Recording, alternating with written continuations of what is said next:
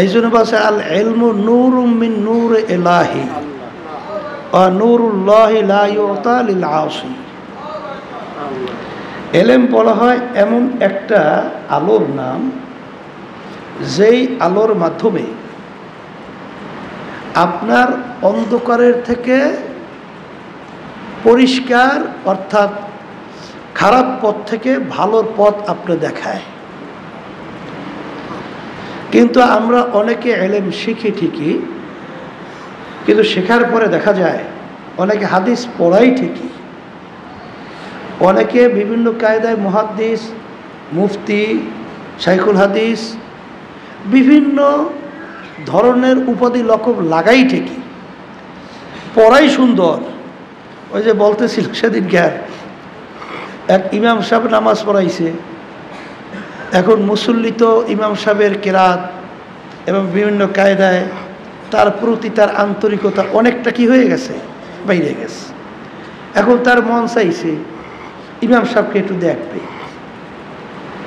এখন ঠিকানা নিয়ে ইমাম সাহেব দেখার জন্য যখন তার বাড়িতে গেছে, যখন বাড়ির দরজা আঘাত করছে, নাড়া দিছে, ভিতর থেকে দরজা খুলছে, এক ব্যক্তি বের হয়েছে দরজা খোলার সময়, মানে দরজা খুলছে এক ব্যক্তি।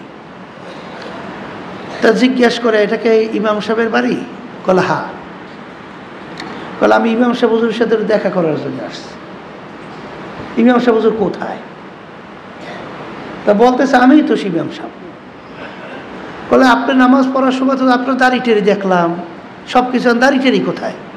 বলে ওগুলো হইল ওই কি দাড়ি কয় না, পরদারি না কয়, ওইটা লাগাইছি, ওটা হলে নামাজের সময় ব্যাপার, ওটা খুললে আবার ওই মেহরাবে রেখে আসছে। এরকম ভাবে এক শ্রেণী আসলে এলেম শেখছে ঠিক, কিন্তু এলেম অনুযায়ী তার ভিতরে বাস্তবায়ন নাই। এই জন্য শিক্ষার সাথে দীক্ষা, একটা প্র্যাকটিক্যাল আর একটা থিওরিক্যাল। থিওরিক্যাল পুঁথিগত বিদ্যা শিক্ষা, আর প্র্যাকটিক্যাল ওটা বাস্তবায়ন করা।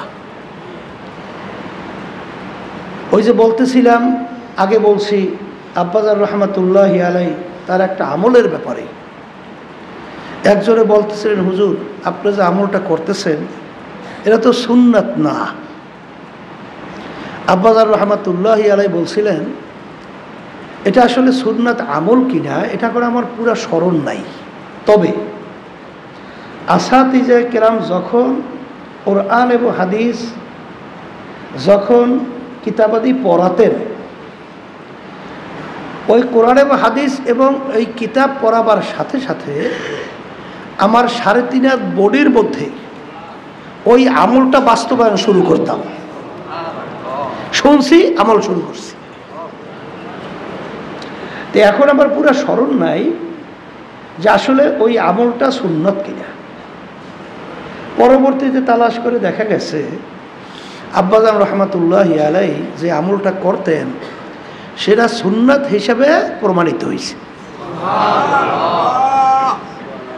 আসলে মূল ব্যাপার হলো শিক্ষার সঙ্গে দীক্ষা, জানার সাথে বাস্তবায়ন। আর হাদিসের ভিতরে আল্লাহ রাসূল সাল্লাল্লাহু আলাইহি ওয়াসাল্লাম কি বলছেন? খায়রুল খেয়ারে খেয়ারুল উলামা, শাররুল শিরারে শিরারুল উলামা। অন্য হাদিসের ভিতরে আল্লাহ রাসূল সাল্লাল্লাহু আলাইহি ওয়াসাল্লাম বলেন, আল ইলমু বিলা আমালেন কা জামালেন বিলা রূহেন, আল ইলমু বিলা আমালেন কা বাইতেন বিলা সাতেন, আল ইলমু বিলা আমালেন কা সাজারেন বিলা সামারেন, আও কামা ক্বালা আলাইহিস সালাতু ওয়াস সালাম। আল্লাহ রাসূল সাল্লাল্লাহু আলাইহি ওয়াসাল্লাম বলেন, তুমি জানছো কিন্তু জানা অনুযায়ী তুমি আমল করো নাই। আমল মানে কাজ, মানে কাজে প্রমাণ জানা অনুযায়ী করো নাই। ওইটা কেমন? আল্লাহ রাসূল সাল্লাল্লাহু আলাইহি ওয়াসাল্লাম হাদিসের ভিতরে বলছেন যে আলেম মানে জানা। আলেম মানে কি? জানে, তাকেই বলে আলেম। আচ্ছা, জানার পরে জানা অনুযায়ী তার যদি আমল না থাকে, আল্লাহ রাসূল সাল্লাল্লাহু আলাইহি ওয়াসাল্লাম বলেন যে জানা অনুযায়ী আমল করবে সে হাজার লক্ষ কোটি সাধারণ মানুষের চেয়ে উত্তম মানুষ। আর জানার পরে সে জানা অনুযায়ী আমল করবে না, কাজে প্রমাণ করে দেখাবে না, সে মানুষটা হাজার লক্ষ কোটি মানুষের চেয়েও নিকৃষ্ট মানুষ। কথাটা আমি বলছি? আল্লাহ রসুল সাল্লাল্লাহু আলাইহি ওয়াসাল্লাম বলছেন, আমি শুনাইতেছি। এই জন্য আল্লাহ রসুল সাল্লাল্লাহু আলাইহি ওয়াসাল্লাম বলেন, আলেম যে তার ইলম অনুযায়ী আমল করবে উত্তম মানুষ, আর আলেম জানার পরে আমল করবে না সবচেয়ে নিকৃষ্ট মানুষ। আব্বাজার রহমাতুল্লাহ আলাইহি একটা উদাহরণ দিয়ে বলতেন, পোলাও চেনেন না? চাউলের ভিতরে ঘি দিয়ে ভাগ করে, ওইটার নাম কি হয়? পোলাও। সুস্বাদু খাদ্য না অসুস্বাদু? হ্যাঁ, খুব সুস্বাদু খাদ্য না? চাউলের ভিতরে ঘি দিয়ে ভাগ করছে, উন্নত মানের খাদ্য। আচ্ছা, পোলাও যদি পয়সে যায়, ওইটা খাওয়ার সুরাত কি? কোনো পদ্ধতি আছে? ধুইয়া খাওয়া যায়? পয়সা গেলে ফেলাই দেওয়া ছাড়া কোনো গতি থাকে না। আর ভাত যদি নষ্টও হয়ে যায়, ধুইয়াও কিন্তু খাওয়া যায়। তাই পোলাও উত্তম, কিন্তু পয়সা গেলে ওটা কোনো কাজে লাগে না। আলেমরা হলো মানুষের ভিতর উত্তম,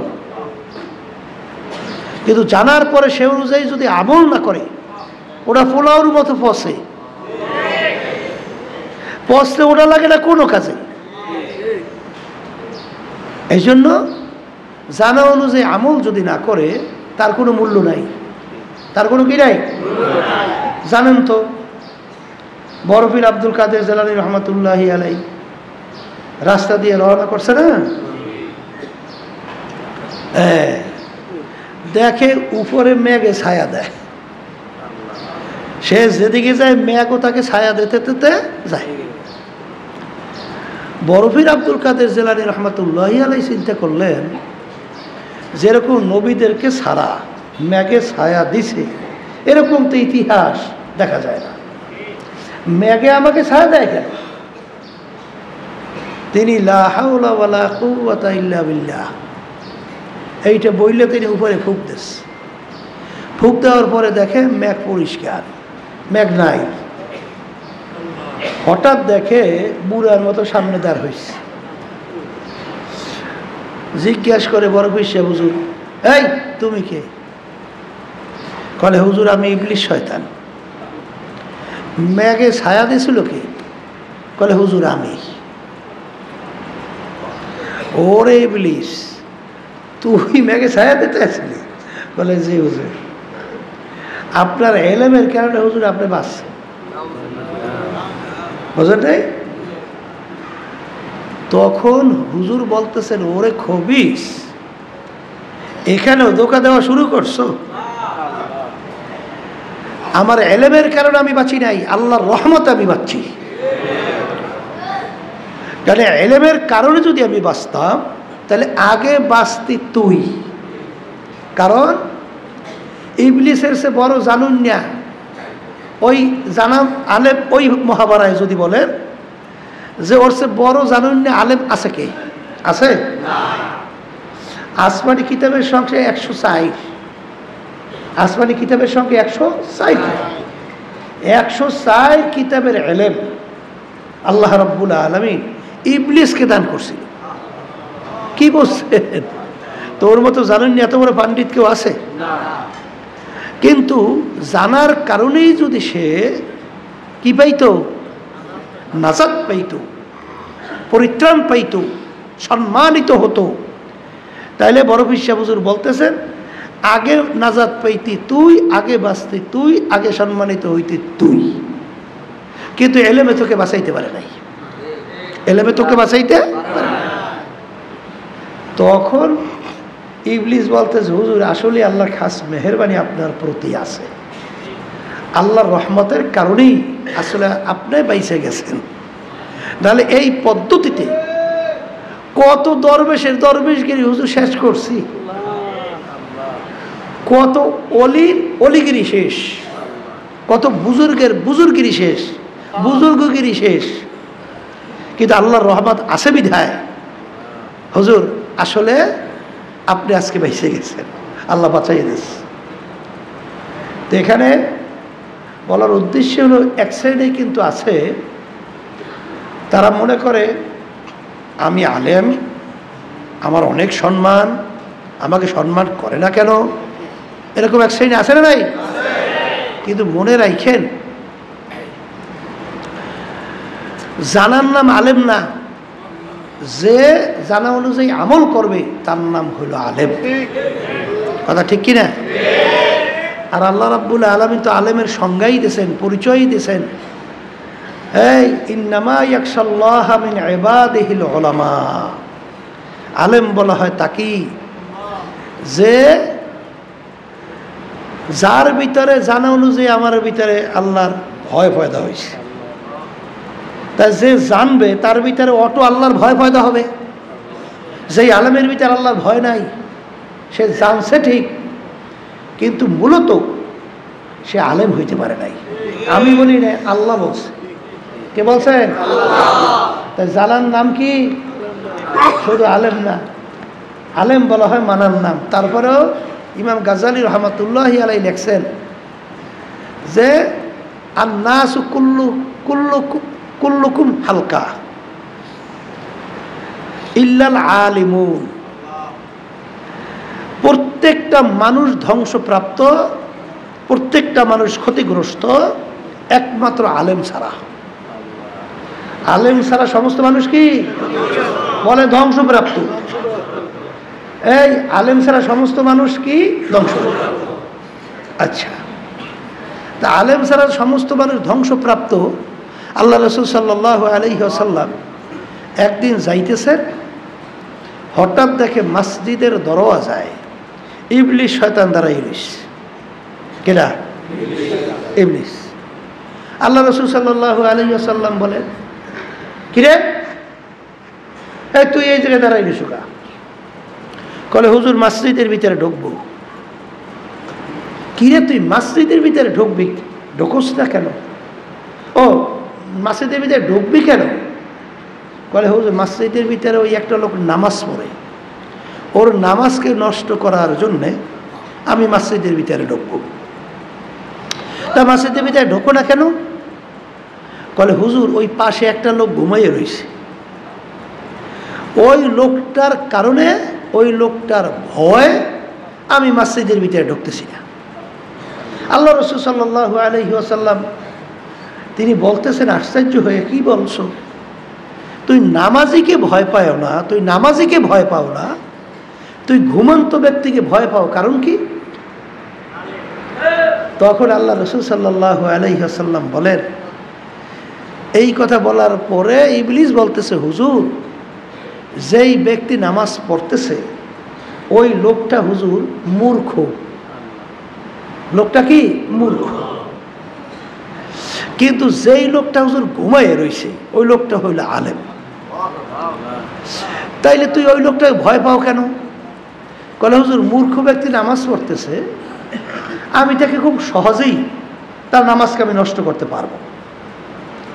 তা নষ্ট করার পরে ওর ভিতরে যখন খুঁতখুতনি কয় না, একটা ভিতরে তৈরি হওয়া, এই বিভিন্ন প্রশ্ন, বিভিন্ন ধরনের প্রশ্ন তৈরি হওয়া, যে এই নামাজটা আমার হইল কি হইল না, নামাজটা হইল কি হইল না, কেমন হইল কেমন হইল কেমন হইল, এই ধরনের একটা প্রশ্ন ভিতরে তৈরি হয় না? আচ্ছা তাইলে কি হইবে? তাহলে আমার নামাজ হয়েছে কি হয় নাই? তাইলে ওই যে পাশে লোকটা ঘুমাই রয়েছে আলেম, তার কাছে জিজ্ঞাসা করলে তো জানতে পারবো যে আমার নামাজ হয়েছে কি হয় নাই। আসলে তাদের আগের যুগে যারা নাকি ইমানদার মুসলমান, যারা আল্লাহকে ভয় করে, আখিরাতকে বিশ্বাস করে, প্রতিটা কাজ যারা আলেম না জানতো না, তারা করার আগে আলেমদের থেকে আগে জানতো, যাই না তারপর তারা সামনে এই কাজটা করতো, সামনে পা বাড়াতো। আমার এখনো মনে আছে, আমাদের বরিশালের দাদু আব্বাজান রহমাতুল্লাহি আলাইহি, ফুফু ছিলেন, আল্লাহু আকবার। আমরা বাসায় গেলি, আমরা তো ছোট তো, অত তো বুঝতাম না, খালি জিজ্ঞেস করে যাও আমার সেজদাটা হয়, রেজাল্ট আমার রুকুটা হয়, রেজাল্ট দেখো যে আমি একটু তেলাওয়াত করি, তেলাওয়াতটা হয় কিনা, দেখো তেলাওয়াতটা আমার হয় কিনা, আমি এই কাজ করি, দেখো আমার কাজটা কি সুন্নাত তরিকায় হয়। আমরা বিরক্ত হইতাম যে এই আল্লাহ মাফ করুক যে আর জ্বালায় ঘরেই মনে আইতে পারি না, আইলেই খালি পিছনে পিছনে ঘুরে আর কয় রেজাল্ট আমার এইটা হয়, আমার ওইটা হয়, আমার ওইটা হয়। আল্লাহু আকবার। তাদের চাহিদাটা ছিল কি, চিন্তাটা ছিল কি। আর বর্তমানে এক শ্রেণী আছে জানে না, জানার জন্য চেষ্টাও করে না। আমার আম্মাজান রহমাতুল্লাহি আলাইহা যখন বাসার মধ্যে যাইতাম, গেলেই দেখতে সুযোগ পাইছে কিনা, আইয়ে কোরআন শরীফ লিয়ে আমার সামনে বইতো, বসে বলতো রেজাল্ট দেখ দিয়ে আমি তেলাওয়াতটা করি হয় কিনা, দেখতো হয় কিনা। তাহলে এখন মা এইভাবে বলে, তা 4-5 বার 6 বার 5 বার বলার পরে আলহামদুলিল্লাহ চেষ্টা করতে আছে, চেষ্টা করতে আছে। আবার যদি একসময় উল্টো হইলেই রাগ হয়ে যাইতাম, এই বারবার করার পর মনে সোজাই হয় না। তখন দেখছি মায় হাস দিয়ে কইতো যে তোরা তো আলহামদুলিল্লাহ অনেক সুন্দরভাবে পড়তে পারো, আমরা তো আগের যুগে শিখছি, এখন আমাকে না শিখিলে আমরা শিখবো কীভাবে। গেলেই জিজ্ঞাসা করতো দেখতে হয় কিনা, দেখতে হয় কিনা। আল্লাহু আকবার। তাদের যে দিনের একটা ভিতরে দরদ, একটা ব্যথা। আর বর্তমানে এক শ্রেণী মা বোনরা আছে, মহিলারা আছে, তেলাওয়াত হয় কিনা, আমার নামাজটা ঠিকমতো হয় কিনা, আমার এই মাসালা এটা ঠিকমতো হয় কিনা জানার আগ্রহও নাই, চেষ্টাও করে না। এক শ্রেণী আল্লাহর মন্দিরে আছে, তারা এখনো পাগলের মতো চেষ্টা করে যে আমার ইবাদতটা হয় কিনা, আমার নামাজটা হয় কিনা। কারণ তোমার ইবাদত যদি সহি না হয়, তোমার যদি ভুরি ভুরি ইবাদত হয়, বস্তা ভরা ইবাদত হয়, আর কোনো মূল্য হবে? ওর কোনো মূল্যই তো হয় না। এর জন্য যে বলতেছিলাম যে যখন নাকি ইবলিস বলতেছে আল্লাহ রাসূল সাল্লাল্লাহু আলাইহি ওয়াসাল্লাম যে নামাজির নামাজ নষ্ট করব, কিন্তু ওই ঘুমন্ত ব্যক্তির কারণে মসজিদে আমি ঢুকি না। বেশ, মসজিদে ঢুকো না ব্যাপার কি, তুই ঘুমন্ত ব্যক্তির ভয় পাও কেন? বলে ঘুমন্ত ব্যক্তি আলেম, আর যে নামাজ পড়ে মূর্খ, জানে না। তখন আল্লাহর ইবলিস বলতেছে হুজুর কষ্ট ক্লেশ কইরা আমি নামাজের নামাজ নষ্ট করব, এটা আমার শরম যাবে না? আমার অনেক কষ্ট করা লাগবে না? কষ্ট করে নামাজ নষ্ট করলাম, পাশের ব্যক্তি আলেম, তাকে যখন জিজ্ঞাসা করবে নামাজ হয়েছে কিনা, সে বলবে যে না তোমার নামাজ হয় নাই, এইভাবে এইভাবে পড়ো, আমার কষ্টই বৃথা, এই জন্য আমি মসজিদে ঢুকি না। তখন আল্লাহ রাসূল সাল্লাল্লাহু আলাইহি ওয়াসাল্লাম হাদিস বয়ান করেন, নাউমুল আলেমে খায়রুম মিন ইবাদাতিজ জাহিল, যে এই আলেমের ঘুম, আলেমের ঘুম এই মূর্খ আবেদের চেয়েও, মূর্খ আবেদের ইবাদতের চেয়েও উত্তম। এই ক্ষেত্রে যে আমার আব্বাজান রহমাতুল্লাহি আলাইহি বলতেন, চরমনায়ের কোনো মুজাহিদ, এই কোনো দিনদার, কোনো মুসলমান মহিলা পুরুষ সবাই তো আলেম হওয়া লাগবে, কথা কয় না? এই আন্নাসু কুল্লুকুম হালকা ইল্লাল আলিমুন, কৌল ইমাম গজ্জালী রহমতুল্লাহ আলাইহি তিনি বলতেছেন প্রত্যেকটা মানুষ ধ্বংসপ্রাপ্ত আলেম ছাড়া, আলেম ছাড়া সব মানুষ ক্ষতিগ্রস্ত, ধ্বংসপ্রাপ্ত। একমাত্র ক্ষতির থেকে বাঁচবে যারা আলেম, যারা আবার বলতেছেন এই কুল্লুকুম হালকা, কুল্লু কুল্লু কুল্লু আলেমু আলিমুন হালকা ইল্লাল আমিলুন, প্রত্যেক আলেমও ক্ষতিগ্রস্ত মানে ধ্বংসপ্রাপ্ত, আমলকারী ছাড়া। এলেম অনুযায়ী যে আমল করবে না সে কি ধ্বংস। কুল্লুকুম কুল্লুল আমিলুন হালকা ইল্লাল মুখলিসুন, প্রত্যেক আমলকারী সেও ধ্বংসপ্রাপ্ত, কিন্তু ইখলাসওয়ালা অর্থাৎ তার সমস্ত কার্যক্রম ইবাদতটা একমাত্র হবে আল্লাহর জন্যে। এই মুখলেস ছাড়া সমস্ত আমলকারীও কই ধ্বংসপ্রাপ্ত। কথা ঠিক না বেটি?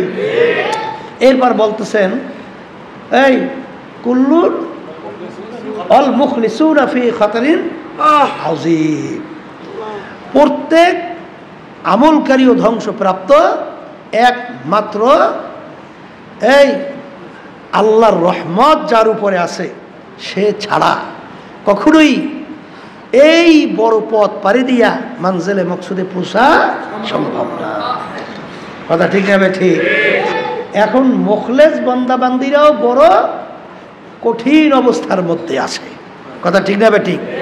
এই ক্ষেত্রে যাইয়া শুনাইতে না পাজান দরমিয়ানে কার দরিয়া তখতাবন্দম কর দাই বাজবে কো এক তামান তরবার খুল হুশিয়ারে মা।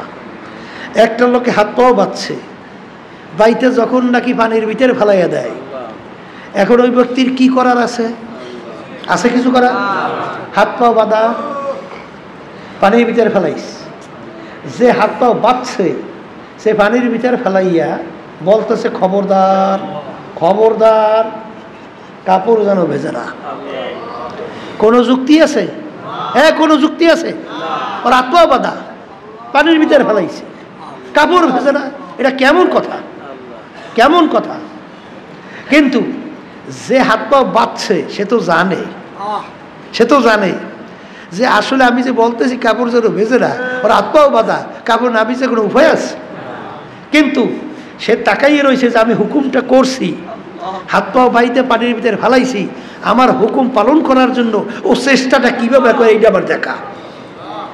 যখন দেখবে সে হুকুম অনুযায়ী চেষ্টা করতেছে, তখনই সে টাইনা তার কোলের ভিতরে টাইনা। ইমাম গাজ্জালী রহমতুল্লাহি আলাইহি লেখেন, আমাদের এই তরিকার মুরব্বী যদি আমরা রশিদ আহমদ গাঙ্গুই রহমতুল্লাহি আলাইহি বলেন, বন্দা বান্দির ভিতরে আল্লাহর ভিতরে 70,000 নূরের পর্দা।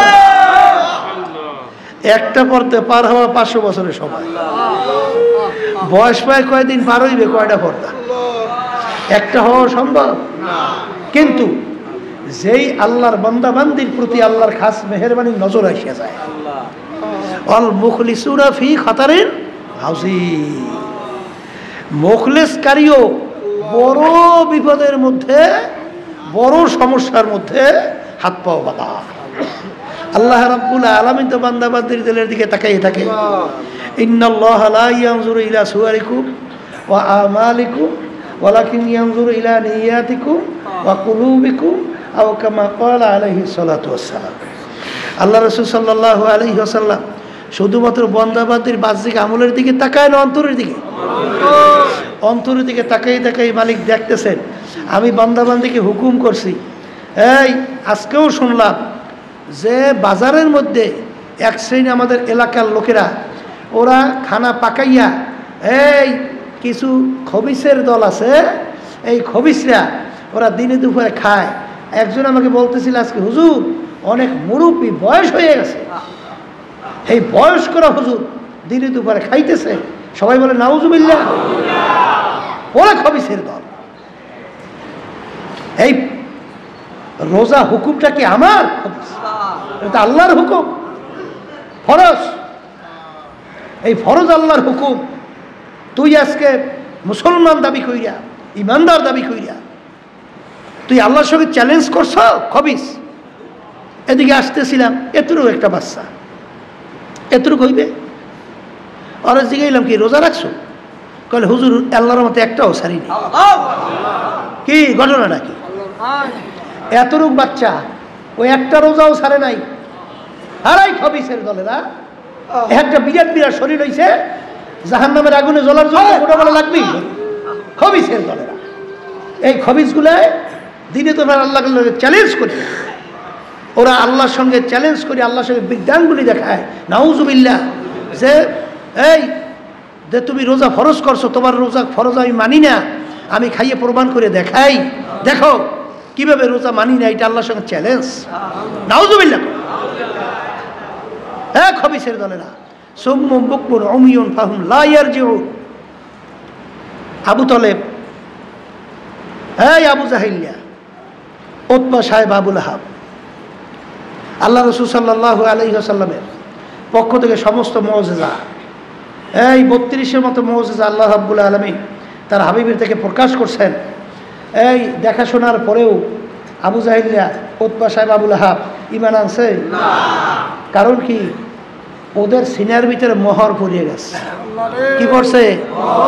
সুম্মুম বুকমুন উমিয়ুন ফাহুম লা ইয়ারজিউন। আল্লাহ রাব্বুল আলামিন বাজাতে সিনার ভিতরে মোহর পড়ছে, ওদের ঈমান নসিব হবে না। যারা আল্লাহ মাফ করুক, যারা আল্লাহর হুকুম ফরজ, খবিসের দলেরা মানতে পারো নাই, গোপনে করছো, এই নিজে নিজে অপরাধী স্বীকার করিয়া গোপনে চুরি চুরি করিয়া পলাইয়ে একটা কাজ করছো, এইটা একটা পর্যায়। আর তুই প্রকাশ্যে আল্লাহর হুকুম ফরজ, তুই সেইটাকে চ্যালেঞ্জ করিয়া তুই দিনে দুপুরে খাও।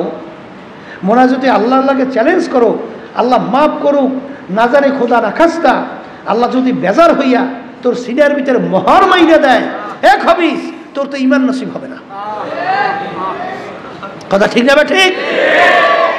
এই জন্য অনেক সময় বলি, আল্লাহর হুকুম ফরজ, রমজান মাসের রোজা, এইটার গুরুত্ব, এইটার সম্মান, এইটা দেখাবার দায়িত্ব কাদের? হিন্দুদের, খ্রিস্টানদের, অন্য বিজাতিদের, না মুসলমানদের? তাই মুসলমান আমরা যদি আল্লাহর হুকুম সম্মান আমরা দেখাতে না পারি, জানো না জয় আল্লাহু আকবার, ওই যে বড় খারাপ গুনার অভাব নাই, একটা আল্লাহর মাখলুক সবচেয়ে নিকৃষ্ট কুকুর পানির পিপাসায় জিহ্বা বাইরে হয়ে গেছে। হ্যাঁ, তখন ওই খারাপ মহিলা না, এই তার দেখলো যে আল্লাহর মাখলুকটার কষ্ট পায়, আল্লাহর মাখলুক কষ্ট পায় পানির পিপাসায়, তখন ও কি দিয়ে জানি, হ্যাঁ, গায়ের চাদর বা মোজা দিয়া বিভিন্ন কাদায় খুইলা কূপ থেকে পানি উঠাইয়া, যখন নাকি ওই আল্লাহর মাখলুক এই কুকুরকে পানি পান করাইলো, এই গায়েবের থেকে শব্দ আসলো, যা তোর জীবনে সব গুণে মাফ করে দিস। কারণ কি? ওই মাখলুক কুকুর ওর সম্মান দেখাইছে, এর অর্থ হলো আল্লাহকে সম্মান দেখানোর কারণেই এই কুকুরকে সম্মান দেখাইছে। আল্লাহর মাখলুক একটা কুকুর, এই আল্লাহর সম্মানের কারণেই তো মাখলুককে সম্মান দেখাইছে। এই সম্মানটা কার হয়? তাই যখন ওর অন্তর থেকে আল্লাহকে সম্মান দেখাইছে, আল্লাহ রাব্বুল আলামিন খুশি হয়ে গেছে। খুশি হইয়া আল্লাহ রাব্বুল আলামিন ওর জীবনের সবগুলো মাফ করে দিয়েছে। আসলে তো আল্লাহ রাব্বুল আলামিন কিয়ামতের ময়দানে বান্দাবান্দিকে মাফ করার জন্য ওসিলা তালাশ করবে না? কথা কয় না? ওই শুনতেছিলেন না? শুনতেছিলেন আল্লাহ রাসূল সাল্লাল্লাহু আলাইহি ওয়াসাল্লাম সাহাবায়ে কেরামদেরকে আলোচনা করতেছেন। এই আল্লাহর হাবিব সাহাবায়ে কেরামদেরকে বলতেছেন, তোমরা যদি বেহেশতের লোক দেখতে চাও, ওই ব্যক্তি ঢুকতেছেন তাকে দেখো। এখন এক ব্যক্তি ঢুকছে জুতা কেতের মধ্যে, ওদিকে অজু করার পানি এই বিভিন্ন কাজে দাড়ি ভিজে ভিজে পড়তেছে, কি দেখছে বেহেশতি লোক। আবার পরদিন বলতেছে, তোমরা বেহেশতি লোক দেখতে চাইলে দেখো, ঢুকতেছে ওই একই ব্যক্তি। আবার তৃতীয় দিন বলেন, বেহেশতি লোক দেখতে চাইলে দেখো, আবার যে ঢুকছেন একই ব্যক্তি।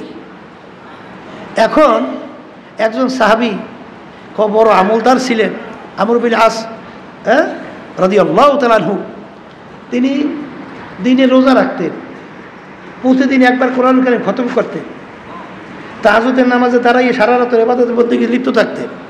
আচ্ছা, তিনি চিন্তা করলেন ব্যাপার কি, একই ব্যক্তির ব্যাপারে আল্লাহ রাসূল সাল্লাল্লাহু আলাইহি ওয়াসাল্লাম 3 দিন পর্যন্ত বলেন বেহেশতের লোক দেখতে চাও বেহেশতি, তাহলে তো সে নির্ঘাত বেহেশতি, এটা তো মানতেও হইবে, বিশ্বাসও করতে হইবে, না তো ইমানও থাকবে না। কারণ আল্লাহ রাসূল সাল্লাল্লাহু আলাইহি ওয়াসাল্লাম একটা কথা বলছেন, এই যদি বিশ্বাস না হয় ইমান থাকবে? আচ্ছা, ইমান থাকবে না। তাহলে এই ব্যক্তি কি আমল করে এটা তো দেখা লাগে, এটা কি করা লাগে দেখা লাগে। সে করলো কি, তার বাড়িতে মেহমান হইছে, যে 24 ঘন্টা তার আমল দেখবে। কথা বলছেন? এখন ওই আল্লাহর বান্দা এসা নামাজ সুন্দর মতো ভরিয়া টরিয়া, তারপরে বেতের টেতের ভরিয়া একবারে কথার কথা চাদর মুড়া দিয়া নাকটাই নেগু, নাকটাই না ওই রাত্রে উঠতে তাহাজ্জুদ পড়া বা অন্য কোনো ইবাদতের ভিতরে কোনো এরকম খবর নাই, বুঝলেন?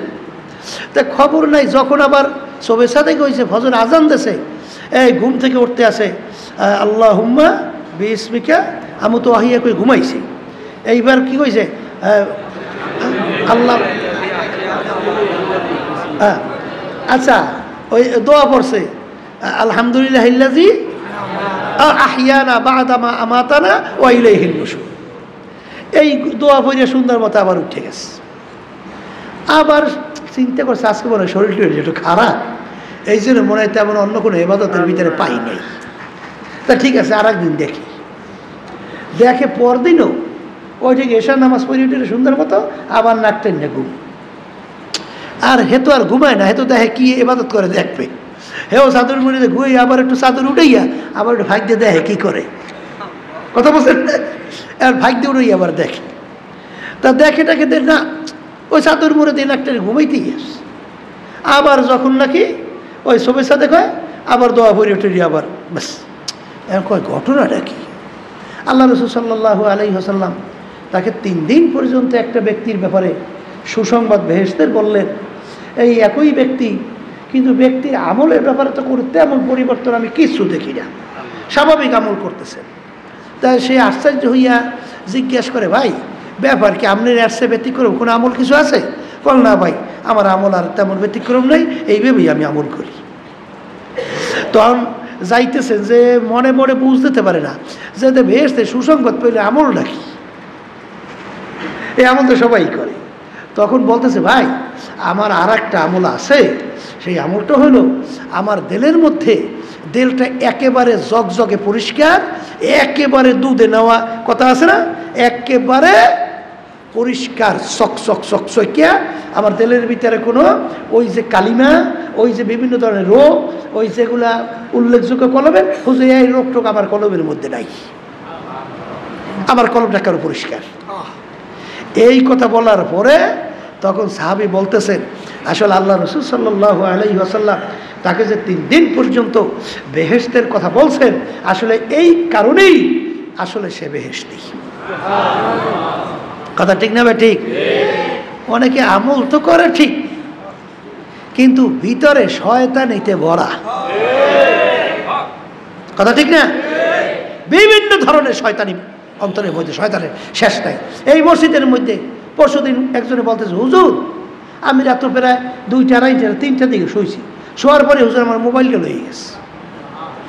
ও কি, মসজিদের মধ্যে মোবাইল লয়ে গেছে, ধরা পড়ছে। আহারে আফসোস, একেবারে মনে হয় যে আল্লাহর ওলি। কি বলছেন? ওরে খবিস কি, ও এখানে আইসে, ও কি লেবাস দুরুস্ত, দাঁড়িয়ে আছে, টুপি আছে, একের মনে আল্লাহর ওলি। ওদিকে দেখেন চুরি করছে। কি বলছে? ওর দেলটার কলপটা কি শয়তানিতে ভরা, দেলটা পরিষ্কার না। এই জন্য দেখে সুসংবাদ বেহেশতের পাইছে, তেমন উল্লেখযোগ্য তেমন কোনো আমল নাই। আমল নাই কি, ফরজ ওয়াজিব সুন্নাত তো আছেই, হারাম মাকরুহ তাহরিমা মাকরুহ তানজির থেকে তো বাঁচছি, কিন্তু অতিরিক্ত যে নফল ইবাদত অনেকে আমরা মনে করি না, ওরে সর্বনাশ আছে না, আমাকে দেশে কইতো না, আমার নেত্রী তাহাজ্জুদের নামাজও কামাই দেয় না, শোনেন নাই? ওরে কপাল রে কপাল, ওরে খবিসের দল, তোর নেত্রী তাহাজ্জুদ করতে কইছে কি? এটা হ্যাঁ খবিসের দল। এরকম শত শত হাজার হাজার খুন করে, গুম করে, এই তা তোর এই তাহাজ্জুদ পড়তে কইছে কেটা? খবিসের দল। হ্যাঁ তাহাজ্জুদ বাদ নাই, এক শ্রেণী বর্তমানে আছে না, মনে করে আল্লাহর ভিত্তি মনে করে, এটা লইয়া লইয়া তাসবিহ নিয়ে একটু ওই দেখায় মানুষের আমাকে এলাকায়, বুঝছেন? আইসে ওই সৌদি সাইজা, সৌদি সাইজা, এই বিরাট জামাল ভেবা দুরুস্ত, টুপি একটা মাথায় দিয়ে সব সময় তসবি একটা হাতে নিয়ে, হ্যাঁ এবার ওই আডে, আর সবাই মনে করছে ওরে সর্বনাশ, বিরাট আল্লাহর ওলি, এই পোশাক আদিও ঠিক আছে, তসবি নিয়ে খালি জিকির করতে আছে। ওদিকে করছে কি, হ্যাঁ একটা বিয়েও করছে, সে বুঝলেন, এবার একটা ঘরও করছে। আসলে বিদেশি ওই লোক নেবে এই সুরত দরিয়া বহুত লোকের টাকা টাকা নিয়ে মনে করছে লোকটাকে আল্লাহওয়ালা, তসবি টসবি আদায় করে, এই বিরাট সামা একটা বিবাহ করছে, ঘরও করছে। কত বড় শয়তান করিয়া টরিয়া মানুষের টাকা টাকা নিয়ে একদিন হুডি ফুরুত। এই উত্তর, আমাকে উত্তর দিকে কত বড় ইবলিশ শয়তান। আসলে ইন্নাল্লাহ লা ইয়ানজুরু ইলা সুওয়ারিকুম ওয়া আমালিকুম ওয়ালাকিন ইয়ানজুরু ইলা নিয়াতিকুম ওয়া কুলুবিকুম আও কামা ক্বালা আলাইহিস সালাতু ওয়াস সালাম। আল্লাহ রাব্বুল শুধু বাহ্যিক আমলে দেখেন না, অন্তর দিকে তাকাই থাকে। এই জন্য প্রথম আজকে আপনাদের সামনে আমি আয়াত শরীফ তেলাওয়াত করছি, ক্বাদ আফলাহা মান যাক্কাহা ওয়া ক্বাদ খাবা মান দাসসাহা। এই আব্বাজান রহমাতুল্লাহ একটা ঘটনা বলছিলেন। আব্বাজান ঢাকা থেকে বাড়ি আসতেছে লঞ্চের মধ্যে, তা আব্বাজান শুইয়া মানে ঘুমাইতে আসে। তা অনেক দুনিয়ামুখী বড় বড় শিক্ষিত তারা বইসে বইসা এই হুজুর দেখলে টিক্কেরি মারে, এক পদের আছে না খারাই খারাই মতন যারা ইংরেজি পড়ছে একটু বাংলা পড়ছে, মনে করছে এরা জানি কি সম্মানিত, আর এই হুজুর এরা মনে হয় যেন সমাজের একটা বোঝা ভেজা। নাউজুবিল্লাহ। এখন বসে বসে ওই হয়তো বা আলেমদেরকে নিয়া বা হুজুরদেরকে নিয়া আছে না একটু টিটকারি মিটকারি মারে না, হয়তো বা এই ধরনের কোনো কথা অত হইতে পারে। আব্বাজান রহমতুল্লাহ আলাই তাদের কথায় তার ঘুম ভেঙে গেছে। তা আব্বাজান রহমতুল্লাহ ঘুম থেকে উঠা এস্তেনাজা সারি অজু করিয়া আইসা তাদের কাছে বসছে। বসে আব্বাজান ভদ্র সহকারে সম্মান সহকারে তাদেরকে বলতেছেন, ভাই আপনাদের আলাপ আলোচনায় তো মনে হয় আপনারা বড় শিক্ষিত। হ্যাঁ, আচ্ছা আপনাদের কাছে আমি একটা প্রশ্ন করতে চাই। কি প্রশ্ন হুজুর? বলে মানুষ এবং পশুর ভিতরে পার্থক্য কি? প্রশ্ন করছে। কি প্রশ্ন হুজুর? মানুষ এবং পশুর ভিতরে পার্থক্য। আব্বাজান বলতেছেন, শোনেন, মানুষের বাহ্যিক জৈবিক যে চাহিদাগুলা এগুলো পশুরও তো আছে। মানুষের খাওয়ার চাহিদা আছে না? পশুর খাওয়ার চাহিদা আছে। আচ্ছা, মানুষের যৌন চাহিদা আছে, পশুর আছে। আচ্ছা, মানুষের রোগ ব্যাধি হয়, আচ্ছা পশুরও তো হয়। আচ্ছা, মানুষের আরামের দরকার হয়, পশুর দরকার হয় না? পশুরও হয়। এক কথায় পশুর যা যা দরকার মানুষের তাইতেই দরকার। তাহলে পশু এবং মানুষের যে পার্থক্যটা কি? এখন বর্তমানে যারা ইংরেজ বাংলায় শিক্ষিত হয় তাদের লক্ষ্য উদ্দেশ্যটা কি? শুধুমাত্র খাওয়া বাসা? অন্য কোনো উদ্দেশ্য আছে? হ্যাঁ, অন্য কোনো উদ্দেশ্য আছে? এই যে দুনিয়ামুখী শিক্ষায় শিক্ষিত হওয়া, এর মূল উদ্দেশ্য কি? শুধু খাওয়া বাসা? শুধু খাওয়া বাসা? আবার কারণ শুধু? আচ্ছা, এই যে ক্লাস 1 থেকে শুরু করে একেবারে এমএ ক্লাস পর্যন্ত কোথায় শিখাইছে যে আমাকে কে সৃষ্টি করছে? কথা কান না কা?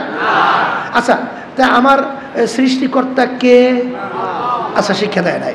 আচ্ছা, আমি কি আমার করণীয় কি? আমি ছিলাম কোথায়, আছি কোথায়, যাব কোথায়? শিখাইছে? আচ্ছা, প্রথম থেকে একটা শেষ পর্যন্ত কি শিখাইছে? কেমনে খাইবে, কেমনে বাঁচবে, কেমনে খাইবে, আবার কি কেমনে কার মাথা টাকাইয়া নুন থইয়ে বড়ই খাইবে।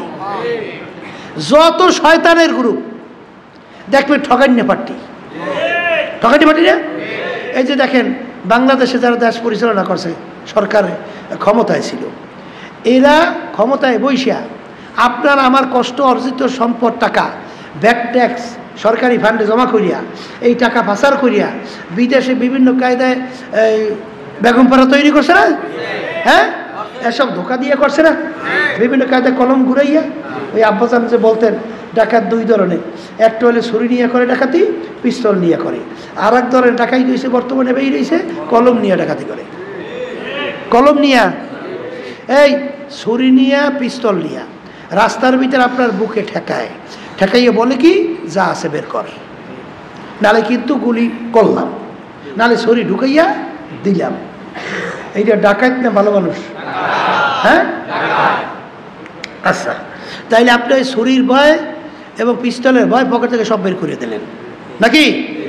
আর বর্তমানে এক শ্রেণী বেরিয়েছে, এই বড় বড় শিক্ষিত হইয়া চেয়ারে বইসা কলম ধরছে। কি ধরছে? কলম ধরছে।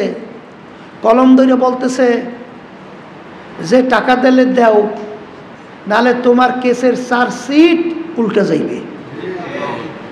আছে? আমাদের বাংলাদেশে আছে? হ্যাঁ, আচ্ছা, এই টাকা দিলে দাও, নালে কেসের রায় কিন্তু উল্টা। কথা কয় না? আছে? আচ্ছা, এই চাকরি চাও, টাকা দিলে দাও, নাহলে চাকরি হবে না। কলম ধরছে না ধরে নাই? এইরকম দেখবেন যে আপনার কলম ধরে ধরিয়া এইভাবে মানুষের থেকে টাকা নেয়। এটা ভালো মানুষ না ডাকাই? একটা হলো পিস্তল ছুরি ধরছে, আর একটা কলম ধরছে। এখন বাংলাদেশে এই দুনিয়ামুখী শিক্ষার মাধ্যমে এখন আপনি হিসাব করে দেখেন, মানুষ হয় কয়জন, ডাকাইত হয় কয়জন? কথা কয় না? হ্যাঁ, এই শিক্ষায় বলে মানুষের পুত বানায়, আর অশিক্ষায় বলে ভূত বানায়। ভূত, পুত আর ভূত। তাই ডাকাতি করে, চুরি করে, মানুষের ন্যায্য যেটা পাওনা হক, এই ডাকাইতের দলেরা এই হক থেকে বঞ্চিত করে। ও কুত্তার চেয়েও খারাপ, শুয়ারের চেয়েও খারাপ। আবার এক শ্রেণীর গর্ব করে, আমার ছেলে অমুক অফিসার, ভালো। আপনার ছেলে অফিসার খারাপ না ভালো, কিন্তু আপনার ছেলে কি আসলে কলম ধরে ডাকাতি করে কিনা এটা জানছেন? বর্তমানে এক শ্রেণীর মানুষ বেরিয়েছে মুসলমান দাবি করিয়া, মাইয়া বিয়ে দেওয়ার সময় জিজ্ঞাস করে ছেলে করে কি, বলে চাকরি করে। বেতন পায় কয় টাকা, বলে এত টাকা। উপরই পায় কত?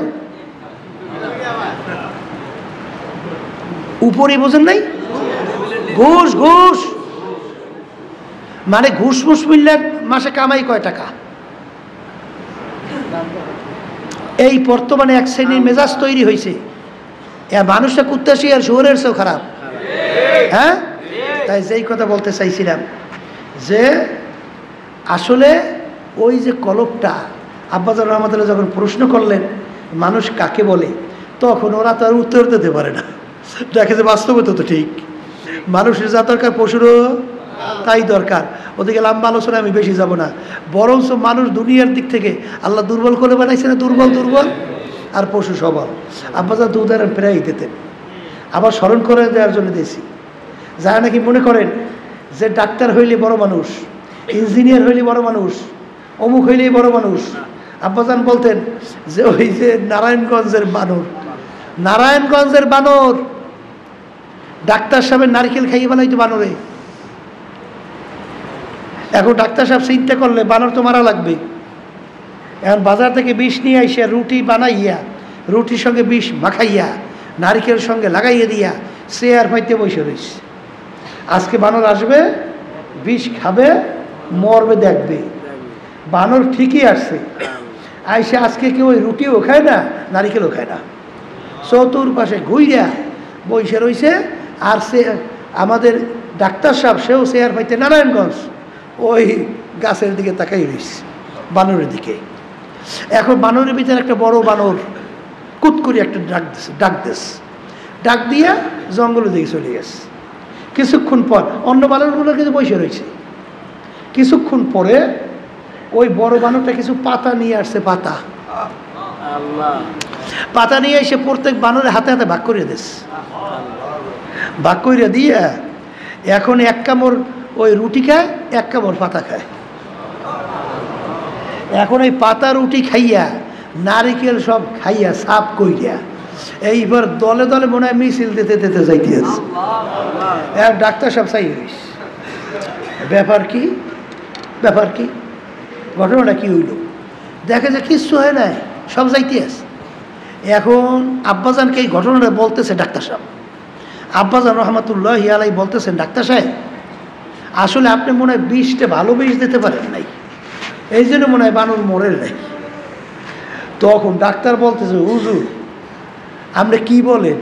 হুজুর আমি ডাক্তার মানুষ, আমি হুজুর বিষ চিনি না, আমি তো বিষ ভালোই চিনি হুজুর, এমন বিষ আমি প্রয়োগ করছি হুজুর, যেই বিষ তার স্বাদ কি, ঝাল না সুক্কা না মিঠা, এইটা আবিষ্কার করতে যাইয়া প্রায় 6 জন না কয়জন বৈজ্ঞানিক মারাই গেছে। শেষ বৈজ্ঞানিক সে কতগুলা স্বাদের নাম লেখছে, লেখা তারপর কলম হাতে লইছে, কারণ ওই জিভে দেওয়ার পরে কথা বলার শক্তি তো থাকে না, পড়িয়ে যায়। তাই আমি দেওয়ার সঙ্গে সঙ্গে যেইটার উপরে দাগ দেব মনে করবো এইটা স্বাদ এরকম। তাই যখন নাকি লেখা কলম হাতে নিয়ে বুঝলেন, বিষ যেই জিভে লাগাইছে, লাগাবার পরেই তো ওর থরথর করে কাঁপতে উঠছে, কাঁপার পরেই দাগ দেশে ঠিক, কিন্তু যারা উপস্থিত ছিল তারা বলতেছে যে হাত কাঁপিয়ে গেছে, ওই সময় কোনটা দাগ পড়ছে ঠিক নেই, ওটাও মনে হয় স্বাদ ঠিক হয় নাই, সন্দেহ। হুজুর এই বিষ আমি প্রয়োগ করছি। তখন আব্বাজান বলেন সুবহানাল্লাহ। তাইলে ডাক্তারের কাজ কি? রোগ নির্ণয় করে ওই রোগ কোন ওষুধে নিরাময় হয় এইটা আবিষ্কার করিয়া ঔষধ প্রয়োগ করে। তাইলে ডাক্তার হইলে যে মানুষ হওয়া যায়, এই ডাক্তার ইঞ্জিনিয়ার যারা নাকি দুনিয়ার বিভিন্ন ধরনের বড়মেয়া হইয়া বিভিন্ন লকব লাগাই মনে করো বড় মানুষ হইছো কিনা না কুত্তার চেয়েও খারাপ হইছো, এইটা বুঝে কবরে যাইও। তাফাজ্জল রহমাতুল্লাহি আলাইহি বলেন যে ডাক্তার হইলে যদি মানুষ হয় তাইলে ওই বানরটাকে বড় মানুষ বলতে হবে, কথা ঠিক না? তাইলে লাল বল্লাকে বড় মানুষ বলতে হবে। লাল বল্লা বাসা তৈরি করে, দেখছেন নিচের অংশ তৈরি করে ছিদ্র ছিদ্র, এত নরম, ওর যদি শরীরে ব্যথা না লাগে, উপরে এমন এক ছাউনি দেয় যত বৃষ্টি পড়ে ভিতরের জন্য ভেদ করে না যায়, কথা ঠিক কিনা? মানুষ কাকে বলে এটা কিন্তু বোঝা লাগবে। শুধু খাওয়া বাঁচার নামই মানুষ না, এই 2-1টা বাচ্চা কাচ্চা হওয়া, বিবাহ শাদী কইরা ঘর বাড়ি তৈরি করা, এর নামই মানুষ না। এর নামে যদি মানুষ হয় তাইলে আপনার আব্বাজান রহমাতুল্লাহি আলাইহি বলতেন লাল বল্লাকে বড় মানুষ বলতে হবে, ওই বানরকে বড় মানুষ বলতে হবে, এরকম অন্য অন্য আদার্স তাদেরকে বড় মানুষ বলতে হবে। মানুষ আর পশু কিন্তু এক না, জোরে বলে এই কথা ঠিক না? তাহলে মানুষ কাকে বলে শোনেন, দুনিয়ার নিয়ম অনুযায়ী আপনি দেখবেন যেই দামি জিনিস দিয়ে যেই জিনিস তৈরি করা হয় তার মূল্য বেশি হয়, কথা ঠিক কিনা? আপনি একটা জিনিস লোহা দিয়ে তৈরি করছেন, একটা পাত্র, তার যে মূল্য, রূপো দিয়ে তৈরি করলে তার দাম বাড়ে না কমে? বাড়ে। স্বর্ণ দিয়ে তৈরি করলে, এই হীরা মণি মুক্তা দিয়ে তৈরি করলে জিনিস একই, মূল্য বাড়লো কেন? দামি বস্তু দিয়া তৈরি করার কারণে মূল্য কি বাড়ছে, কথা ঠিক কিনা? আপনি লোহা দিয়ে আংটি বানাইছেন, ওর যা মূল্য, রূপো দিয়ে বানাইলে তার মূল্য বেশি, এই স্বর্ণ দিয়ে বানাইলে তার মূল্য বেশি, হিরে দিয়ে বানাইলে তার মূল্য বেশি, কারণ ধাতুর দাম বেশি, জিনিসেরও কি দাম বেশি। আল্লাহ রাব্বুল আলামিন ফেরেশতা বানাইছেন নূর, ফেরেশতা বানাইছেন কি দিয়া বলেন? নূর। এই জিন বানাইছেন আগুন, জিন। মানুষকে বানাইছে আল্লাহ মাটি। ভালো করে বোঝেন, মানুষ তো হইছেন, কোন মানুষ হইছেন? তাহলে নিয়ম অনুযায়ী নূরের দাম বেশি না? তা আল্লাহ বানাইছেন ফেরেশতা কি দিয়া? নূর। তাহলে নিয়ম অনুযায়ী ফেরেশতার মূল্য বেশি, ঠিক কিনা? এই এরপরে মূল্য হয়েছে আগুন, আগুন বানাইছে জিন, এই জিনের মূল্য বেশি। আর মাটি বানাইছে মানুষ, মাটি দিয়ে বানাইছে মানুষ, মানুষের মূল্য কি কম। কিন্তু আল্লাহ রাব্বুল আলামিন তো ঘোষণা করছেন ওয়ালাকাদ কাররামনা বানি আদম, মানুষ সর্বশ্রেষ্ঠ সম্মানিত। সবাই বলে সুবহানাল্লাহ। এই আল্লাহর বান্দারা, পর্দা আলে মা বোনেরা, এতটুকু যদি আল্লাহর ফজলে একবার বুঝে আইসা যায়, ওই আল্লাহর বান্দা বান্দি কামিয়াব হইয়া যায়। ওয়ালাকাদ কাররামনা বানি আদম, আমার মালিক বলেন যত মাখলুকাত আমি সৃষ্টি করছি এর ভিতরে সর্বশ্রেষ্ঠ সম্মানিত করে আমি মানুষকে সৃষ্টি করছি। কিন্তু বাজান ম্যাটেরিয়ালসের দিক থেকে, দামি বস্তুর দিক থেকে কোনো যুক্তি নাই মানুষ কিভাবে সম্মানিত হয়।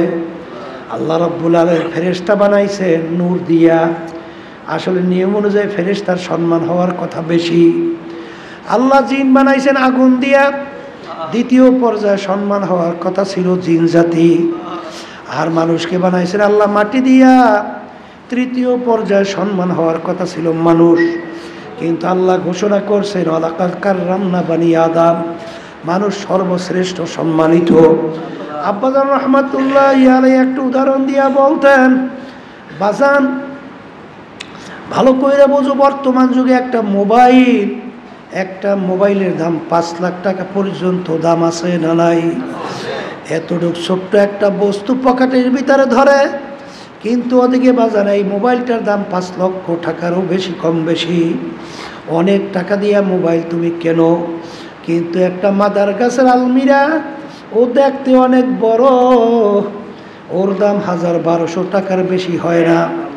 কারণ কি বাজান, ওই মোবাইলের ভিতরে এমন ক্ষমতা, এমন পার্স, এমন শক্তি, যেই পার্সের মাধ্যমে তামাম দুনিয়ার সমস্ত খবর, সমস্ত সংবাদ মুহূর্তের ভিতরে সে ক্যাচ করতে পারে। এমনকি তামাম দুনিয়ার যে কোনো প্রান্তে থেকে কথা বললে দেখাও যায়, কথাও শোনাও যায়, বলা যায়। এই শক্তি ওই মোবাইলের ভিতরে থাকার কারণে মোবাইলের মূল্য। কিন্তু বাজার ওই এত বিশাল প্রকৃতির আলমিরা, ও এত বড় হওয়ার পরেও আর কিন্তু কোনো মূল্য নাই। কিন্তু ভালো কইরা মনে রাখো, মোবাইলের পার্স যদি পুইরা যায়, মেকারের কাছে নেওয়ার পরে যদি মেকার বলে যে মোবাইলের পার্স পুইরা গেছে বাজার, এর তখন দেখবা ওই মোবাইলের 5 টাকাও কোনো দাম নাই। ওই মোবাইল ফেলাইয়া দেওয়া ছাড়া কোনো গতি নাই। এত মহামূল্যবান সম্পদ পুইরা যাওয়ার কারণে, নষ্ট হওয়ার কারণে ওর কোনো মূল্য নাই। কিন্তু বাজার ওই মাদার গাছ, বাজার মাদার গাছের আলমিরা যদি পয়সাও যায়, তারপরেও লাকড়ি বানাইয়া ভাত তরকারি পাক কইরা খাওয়া যায়, তখন কিন্তু মাদার গাছের আলমিরার দাম হইয়া যায়। ঠিক বাজার আল্লাহ রাব্বুল আলামিন মানুষকে বানাইছেন মাটি দিয়া, কিন্তু ধাতুর দিক থেকে, বস্তুর দিক থেকে মানুষের কেমন মূল্য হওয়ার কথা না। কিন্তু মানুষের এত কেন মূল্য হইল? মানুষের ভিতরে আল্লাহ রাব্বুল আলামিন এমন একটা পার্স দান করছেন, যেই পার্সের মাধ্যমে দুনিয়ার ভিতরে বৈশা আমার মাওলা সিদরাতুল পার হইয়া, মাওলা 70,000 নূরের পর্দা পার হইয়া ওই বান্দা বান্দি মুহূর্তের ভিতরে আমার মাওলার সঙ্গে দেখা করতে পারে। জোরে বলেন সুবহানাল্লাহ। এই আল্লাহর বান্দারা ভালো করে বোঝেন, হে মানুষ, হে কবরের যাত্রীরা, হে বড় লোক আমার বাবারা, হে মেম্বার চেয়ারম্যান, হে এমপি মিনিস্টার, হে মুফতি, হে বড় বংশের, হে সুন্দরীরা, ভালো করে মন কি বুঝাও যে মানুষের এই মূল্য কেন হইল? এই মানুষের মূল্য এত কেন হলো? আল্লাহু আকবার। ওই যে আলমিরা মাদার গাছে এত বড় হওয়ার পরে ওর দাম 1000-1200, আর এতটুকু মোবাইল ওর দাম 5 লক্ষ টাকা ছাড়াইয়া যায়। কারণ ওর ভিতরে একটা পার্স আছে, যেই পার্সের শক্তিতে তামাম দুনিয়ার সমস্ত খবর মুহূর্তে ক্যাচ করে নিয়ে আসতে পারে। যখন পার্স পয়সা যায়, তখন কিন্তু ওর কোনো মূল্য থাকে না। ঠিক আল্লাহ রাব্বুল আলামিন মানুষকে বানাইছেন মাটি দিয়া, ফেরেশতা বানাইছেন নূর দিয়া, এই জিন বানাইছে আগুন দিয়া। নিয়ম অনুযায়ী এই নূরের দাম বেশি, এই জন্য ফেরেশতার দাম হওয়ার কথা বেশি। এই মধ্যম অবস্থায় জিনের দাম হওয়ার কথা বেশি, মানুষ মাটি দিয়া দাম হওয়ার কথা কম। কিন্তু আল্লাহ রাব্বুল আলামিন তো ঘোষণা করছেন ওয়ালাকাদ কাররামনা বানি আদম, মানুষ সৃষ্টির সেরা। বাজান মানুষ কেমনে সম্মানিত হয় ভালো করে বোঝেন। জিবরাইল আলাইহিস সালাতু ওয়াস সালাম যখন আল্লাহর হাবিব সহ সবে মেরাজ গেলেন, আল্লাহু আকবার, জিবরাইল আলাইহিস সালাতু ওয়াস সালাম বলে, হে আল্লাহর রাসূল, সাল্লাল্লাহু আলাইহি ওয়াসাল্লাম, এখন সামনে আপনার একা চলা লাগবে, কারণ এক পাও সামনে আমার দেওয়ার শক্তি নাই। আমি যদি এক পাও সামনে বাড়াই আমি জইরা পুইরা শেষ হইয়া যাব। আল্লাহর রাসূল এখন একা, এখন আপনার একা বসা লাগবে। আল্লাহ রাসূল সাল্লাল্লাহু আলাইহি ওয়াসাল্লাম একা কেমনে বসবেন, আরে একা কেমনে রাস্তা পথ চলবে, তার ভিতরে ভয় ভয় ভয় ভয়। আল্লাহ রাব্বুল আলামিন তার সবচেয়ে কাছের সাথী বাজার জিবরাইল আলাইহিস সালামের আওয়াজ আল্লাহ রাব্বুল আলামিন তার কানে পৌঁছাইতেছিল। আল্লাহ রাসূল সাল্লাল্লাহু আলাইহি ওয়াসাল্লাম মনে করলেন আমার সাথে আবু বকর আছে। এ আল্লাহর বান্দারা, হে কবরের যাত্রীরা, কি নিয়া কবরে রওনা করলাম, কি নিয়া কবরে রওনা করলাম, আমরা মানুষ হইতে পারলাম না। এই চিন্তা করার শক্তি আমার মালিক মানুষের মধ্যে দান করছে, এটা কিন্তু পশুর ভিতরে আল্লাহ দান করে না। মানুষের এত দাম কেন হইল? এ কবরের যাত্রীরা, পর্দার মা বোনেরা, আল্লাহ রাব্বুল আলামিন মানুষের ভিতরে এমন একটা পার্স দান করছেন।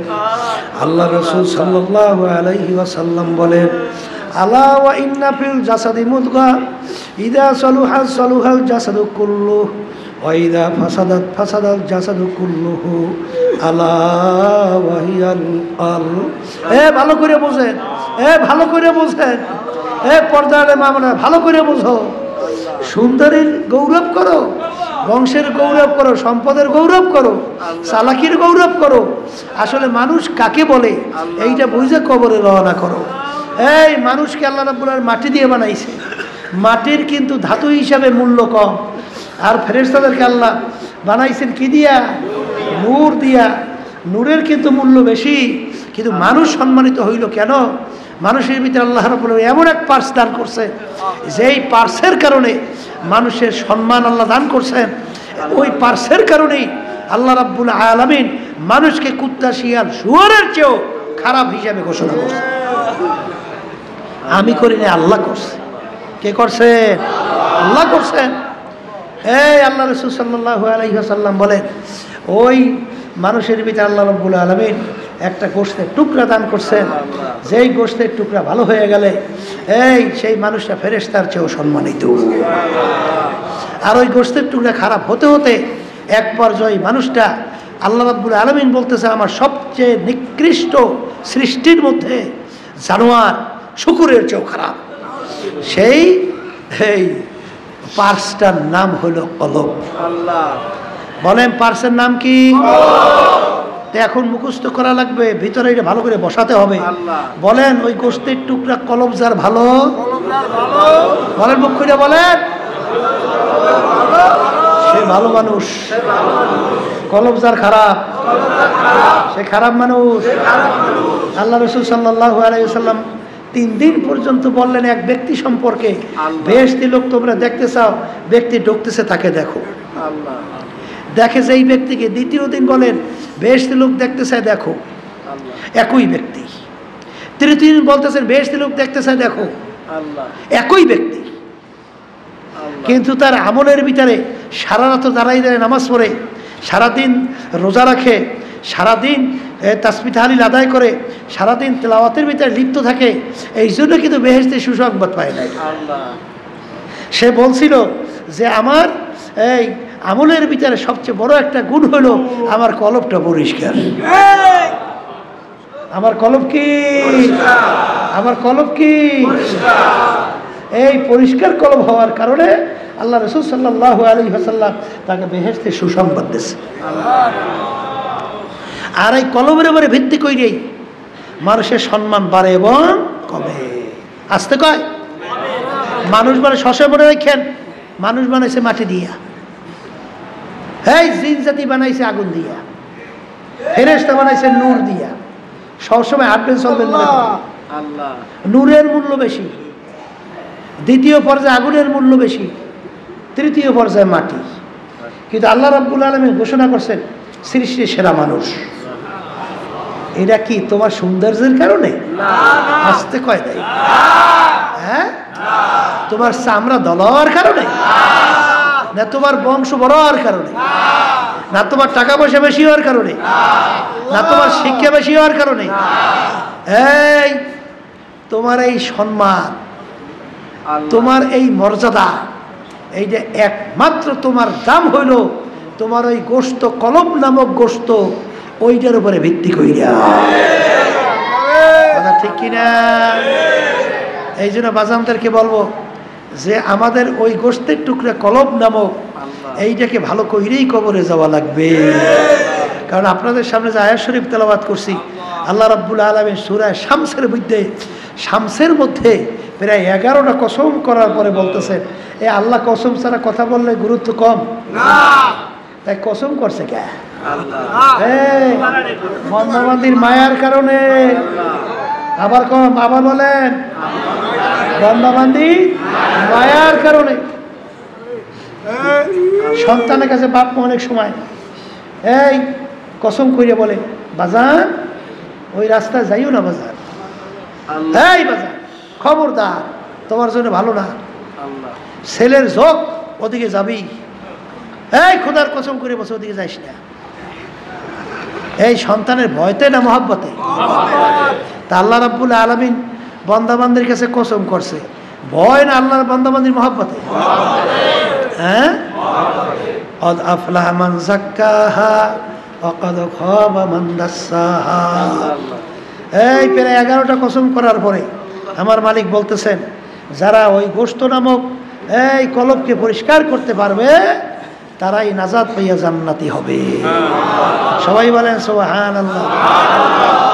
আর গোশত নামক কলব যারা পরিষ্কার করতে পারবে না, ভালো করতে পারবে না, ধ্বংস হইয়া জাহান্নামে চলে যাবে। নাউজুবিল্লাহ।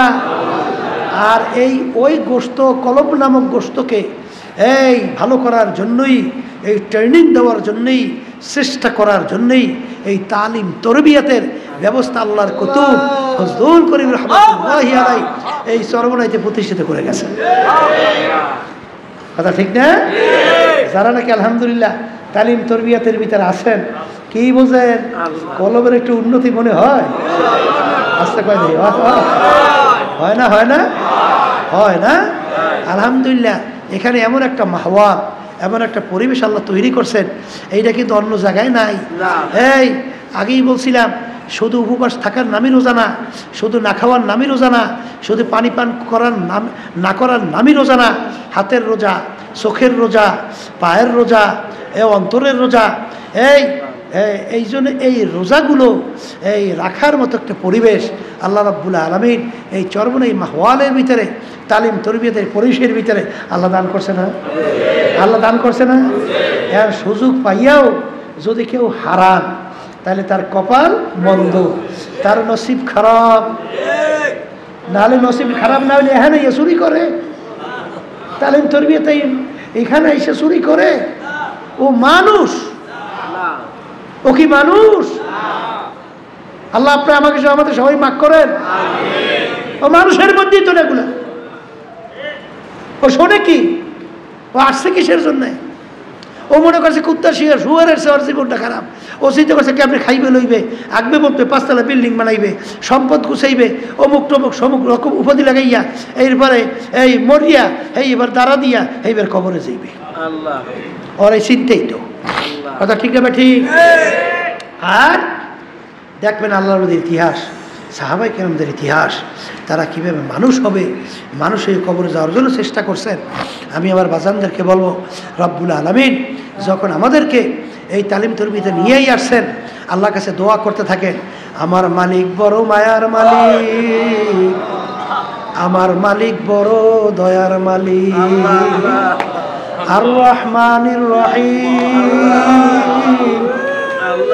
আমার মালিক বড় রহমান, মালিক বড় দয়াল। লা তাখুযুহু সিনাতুন ওয়ালা নাওম, আমার মালিকের ঘুমও নাই, সেমানিও নাই।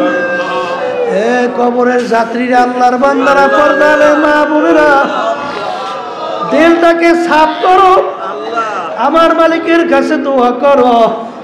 বাজান রে, আব্বাজান রহমাতুল্লাহি আলাইহি উদাহরণ দিয়ে বলতেন, বাজান ছোট্ট বাচ্চা 2-2.5 বছরের পানির পেলা নিয়ে পানির ঘাটলায় যাইয়া পানি নিয়ে খেলা করে, খট খট খট খট করে হাসে। আরে বাচ্চা তো পানি পাইয়া খেলা করে, হাসে। ঘাটলার কোনো লোক নাই। বাজান, একটা বুঝদার মানুষ যখন ঘাটলার পাশ থেকে রওনা করে, বাচ্চাকে একা একা একা ঘাটলায় দেখা জিব্বা কামড় দিয়া দৌড় দেয়, যাইয়া বাচ্চাকে ধরে। বাচ্চার খেলা যখন পানির থেকে ছুইটা যায়, বাচ্চা জোরে চিল্লায়, পানির পাশ থেকে যাইবে না, তাকে দইরা কামড় দেয়, লাথি মারে। কিন্তু বুঝদার ডাক দিয়া বলে, বাচ্চা রে, তুমি তো পানি সম্পর্কে বোঝো না, তুমি পানির খেলার মজা পাইছো, যাইতে চাও না, কিন্তু পানি নিয়ে খেলা করতে করতে খোদা না খাসা যদি পানির ভিতরে টুকরাইয়া পড়িয়া যাও, আর তো বাজা করো দিন আরো। এ কবরের যাত্রীরা, এ আল্লাহর বান্দারা, পর্দারে মা বোনেরা, রমজান মাস রহমতে আজকে রহমতের 5 দিন যাইতেছে, জানি না আমার মালিকের পক্ষ থেকে আমরা রহমত পাইলাম কিনা। যদি আমার মালিক বড় দয়ার মাওলা রহমানুর রহিম, যদি একবার 2 হাত মালিকের দরবারে উঠাইয়া 2 চোখের পানি ছাইরা দেলটাকে ভাইগা যখন করুণ সুরে ডাক দেয়, আমার দয়ার মালিক, গুনাহগার আপনার দরবারে হাজির, হে আমার দয়ার মালিক, দয়া মায় আপনাকে আমাকে মাফ কইরা দেন। এই কথা বইলা যখন বান্দা বাজে আমার মালিককে আমার মালিক ডাক দিয়া বলে, আরে আমার, আরে আল্লাহু আকবার, বাজা বাজা, আরে সে হাসি বাজা, দরকার রোগে পুরুষি বাজা, এই দরগাহে মাদারগাহে নাউমিদিনী সদবরগার তওবা শিকাস্তি বাজা। আমার মালিক ডাক দিয়ে বান্দা বান্দিকে বলে, হে বান্দা বান্দি, আয় আয়,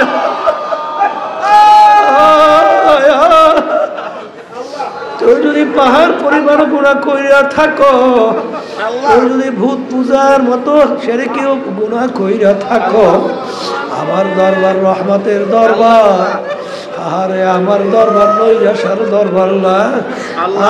আয় আয় আয়, আল্লাহ তোর জীবনের গুনাহ আমি সব মাফ কইরা দিলাম। হে পর্দারে মা বোনেরা, হে কবরের যাত্রীরা, আমার মালিক রহমতের আজকে 5 দিন রমজানের যাইতেছে, দয়ার মালিকের কাছে একবার ডাক দাও, আল্লাহ আল্লাহ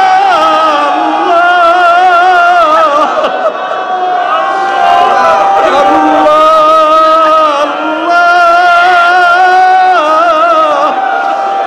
আল্লাহ, বেরু তাকাইয়া দেখে আমার মালিক আজকে রহমতের 5 দিন যাইতেছে, আপনার পক্ষ থেকে আমরা রহমত পাইলাম কিনা জানি না। মালিক দয়া করে রহমত নাযিল করেন, আল্লাহুম্মা আমিন।